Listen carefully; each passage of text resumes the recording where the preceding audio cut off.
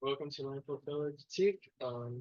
So who am I? My name is Ian Schwarzkopf, and I'm a creative technologies major. And so, how did I get into creative tech? So, I started when looking for colleges, wanting to get into industrial design, and but looking at them, I didn't really match me exactly. But when I saw Hackberry and creative tech, and I saw like how it blended video games with computers and electronics really well, it really interested me, and also seeing like 3D printing, I was really intrigued with getting to know more about that. So after seeing all that, I ended up deciding to go to Bear. And so throughout my creative technologies journey, I've noticed kind of a theme with all of my projects. And so my theme would be creating interactive tools that turn curiosity into creative expression. And so today I'm going to go through four projects that show this theme and my creative tech journey through it. And so the first project is kind of a early one, and it's more of a stepping stool to the next ones and learning more and getting into the theme fully. So it's called Mini-Mate, and it's an Arduino game console that innovates on handheld gaming design. And so you might imagine like Game Boys and DSs, but I wanted to change them up because they all look pretty similar. And so I decided to come up with a different design for it with the controls on the bottom and display on the top and a unique 3D design of it. And so I added simple and easy controls that mix with pixel-based games on the top screen, 16 by 16 NeoPixels. And so in this project, I use Arduino Uno, NeoPixels, and C++ to design it. And so how it showcased my theme, so it for the first part, interactivity, it has a really simple interface and usability, and you can see the game. It's very easy to learn and play and use as you play the game. And for the creative expression, at this point in my creative tech journey, it's not as far into creative expression. So for the most part, it was mostly looking at the future and seeing how I could maybe develop a way for users to create their own games for this, or me to create more games for it in general and just add more creative expression to it. But through this project, I was able to see the potential for creating devices that allow users to add more of themselves into the project. And some more impact is that it gave me a love of interactive game design and designing things that you can control with your hands that will also change something like maybe on a screen or in a device, and then also just designing unique enclosures. So for the most part, this project was helped me realize the potential of what I could make in interactivity and creativity and curiosity with users. And so that leads me to my next project, which is called Districts. And Districts is a DJ controller that is simple and intuitive to use. And so you can easily plug it into your computer, and it connects to a program called Rekordbox. And so Rekordbox is a professional DJ software. It allows you to, create a mix and add a bunch of songs to it. And using Districts, you can fade in between each song and start them and stop them whenever you want. And so in this project, I learned a lot about PCB design, ESP32s, soldering, and laser cutting, as well as being able to have my own DJ performance using the controller and showcase my music tastes. And so how did this showcase my theme? So the first thing is fun aesthetics that encourage exploration. So as you can see on the device, there's on the left side, really big, is this jog wheel. And it really invites you to go ahead and just turn it. And as you can see, it manipulates the software and allows you to fade in between different songs. And then on the complete other side, you have 9 buttons, and they're arcade buttons, and they're colorful and playful, and they encourage you to, press them and see what happens. And so using that, you're able to control the software, and it's a pretty clear link to the laptop. And so along with that, connectivity and music taste expression, so you're able to use this device to showcase your own music tastes and play your own music and play it for friends and have fun while doing it. And so that is a good way to like express your creativity with this. And so that what was the impact of this project? So it really taught me the power of PCB design and making a project that looks professional and works with professional equipment and software.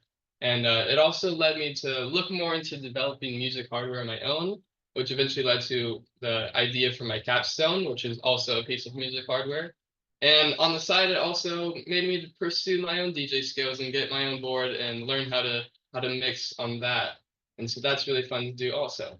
So the next project I made was the animated pixel art display. And so you can connect wirelessly to your phone and you're able to upload animations, effects, pixel art. And so in this image, you can see I actually created my own little pixel art, a little landscape with a tree and the night sky with the moon in the background. And I was able to upload this to Pictopane and showcase it in this picture. It's in my room. And so in this project, I learned more about PCB design, ESP32s, and all that. But one big thing was learning about WLED, which is a cool app you can download on any phone, and it allows you to control the color and lights of different neopixels and LEDs. And so using that, you're able to connect to Pictopane through Wi-Fi, and have your phone anywhere and put up an image and change the animation. And so that kind of goes with how it connects with my theme. So you're able to create your own pixel art, create something new, whatever you want to showcase, animation effect, and you're able to really easily upload it to Pictopane. And so you're able to, someone walks into a room and they see this, and they're probably going to be intrigued by all the fun colors and animations. So you can easily show them it and pull out your phone, change the animation, change the design, put on your own pixel art, and really showcase who you are through this. And so what was the impact of this project? So I learned a lot more about ESP32s, especially how they can connect to other devices. It's really fun and encouraging because it let me see how I can use an ESP32 to connect to internet and phones, stuff that people use every single day.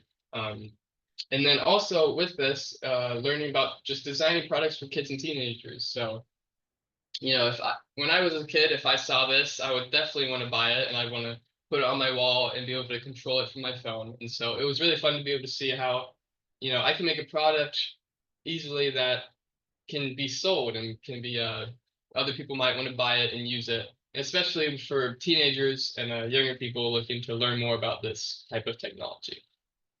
Okay, so then now get into my capstone. So for my capstone over the semester, I created Monobox, which is an analog synthesizer that blends raw voltage with real-time visual interaction. Okay, so the first thing you might be thinking is, what is a synthesizer? So while I was making this project and I was talking about it, lots of times people would be like, I have no idea what this even is. So a really simple way of putting it is that it's a musical device and it creates sound that allows you to play it and listen to it as you play it. And so how it works really simply is that it takes electricity and it sends it to this thing called a voltage controlled oscillator. And that takes the electricity and it basically makes it go negative to positive really fast, which generates your sound wave. And that sound wave can be taken to a bunch of different components, but one of the final ones is the voltage controlled amplifier, which is really just a fancy term for a volume knob that can be controlled by itself. So when you play a note, it'll know when to turn down the volume and turn it up based on how you configured the synthesizer. And so that final output gives you your final sound, and that's what you hear out of the synthesizer. So it's like a piano, but made with electricity. And so why did I decide to make an analog synthesizer? So the main purpose behind this was, the first thing is that music hardware is really expensive. So I know, especially for me getting into music synthesis and design, looking at all the options, most of the time they're $300, 500, 1,000, and even more than that. And that's a really big barrier for any newcomers into music hardware because they see this awesome product that people use a lot, but they're not really able to actually get anything like it because it's so expensive. And so the next problem is that analog synthesizers are really complicated on top of that. Because they're so expensive, they're more geared towards professional use. And so they have a lot more different knobs and wires that you have to hook up, and it can become a lot. If you buy one, you'd have to end up watching hours and hours of videos just to learn what every single thing does. And that can be a lot to get into and really discouraging for anyone that wants to learn more. So how did I go about tackling these problems? So I set 3 goals for myself. The first being design a synthesizer that can be manipulated based on user interactions. So I wanted to make a device that can play a sound and you're able to change how the sound sounds and play it for anyone to hear in a musical way. The next one is to allow users to visualize their sound wave in real time and learn at the same time. So I wanted to have a way for them to see what they're playing while they're playing it and also be able to understand, what they're doing and how it affects their sound. And then also the third one is keep it affordable and simple. So for the first one, for functionality, so you can see on the left is Monovox, that's my synthesizer, and this is the inside PCB. So I took all these complicated electronical parts that take electricity, like I explained before, and turn them into a sound that you can hear. And I put it on the PCB and soldered it up together so that it can be translated to this really easy interface to use for anyone. So how does it work? It has 16 knobs, and they're color coded differently, and you're able to learn about them on the software. But for the top left, there's the dark blue knobs, and they control the overall pitch frequency of the oscillator. And then you have the pink knobs, which is an envelope generator. And so it has attack, decay, sustain, release. And that basically is a way to control the sound. So you can either have a really harsh, quick sound like a zap, or you can have a more fluty, something that takes a while to come in and then releases type of sound. The white knobs are able to control pitch over time when you play it. So you can have sort of like a high to low pitch sounding note or like a zap effect and different things like that. It's more of like a fun addition to it. And then the light blue is volume control for like a drone sound and a rhythm track in the background. And then the purple knobs is for the filter, so it's overall pitch and then the volume of that pitch. So all of those come together, and in a second I'll show there will be a video and it will showcase how it sounds. So this is like one way it can sound. You can hear it.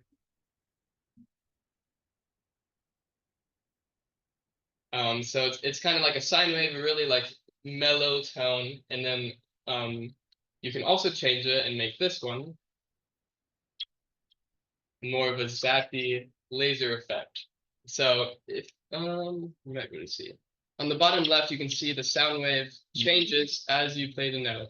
And so also you can connect your MIDI controller to it, which those are pretty cheap, and anyone can get one of those. And that allows you to control the synthesizer. So for the user experience, I had a touchscreen display, and for the software, it has three main things. So when you first boot it up, you get learn, play, and game. And so you can easily press any of those buttons, and they correspond to what makes sense. So here's a picture of the game, and I added a little Tamagotchi game just for fun, to allow you, if you want to take a break from learning or playing, you can have a little fun game on the side.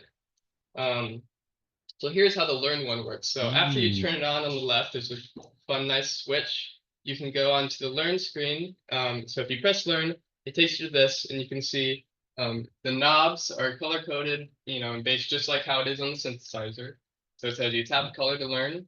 So you tap one of those, and it gives you a rundown of each of the knobs and how they work. And so that allows you to skip having to read through a manual or watch a bunch of videos. You can learn about the device right there on the screen.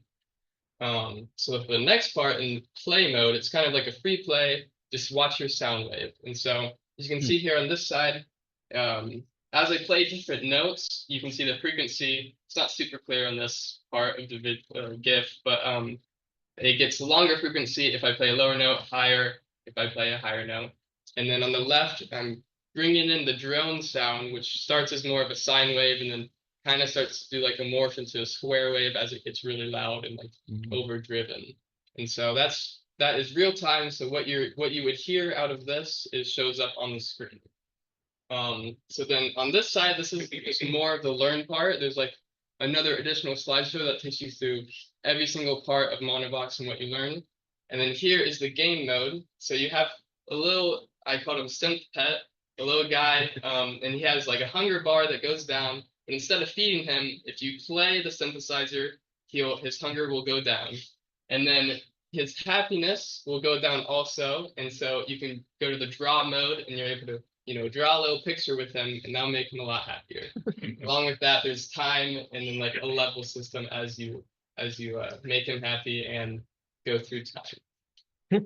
So yeah, so for affordability, these are two pretty lower side synthesizers that are on par with mine. So this is the Arturia Micro Freak, and it is a mix between analog and digital synthesizer, and it starts at $349.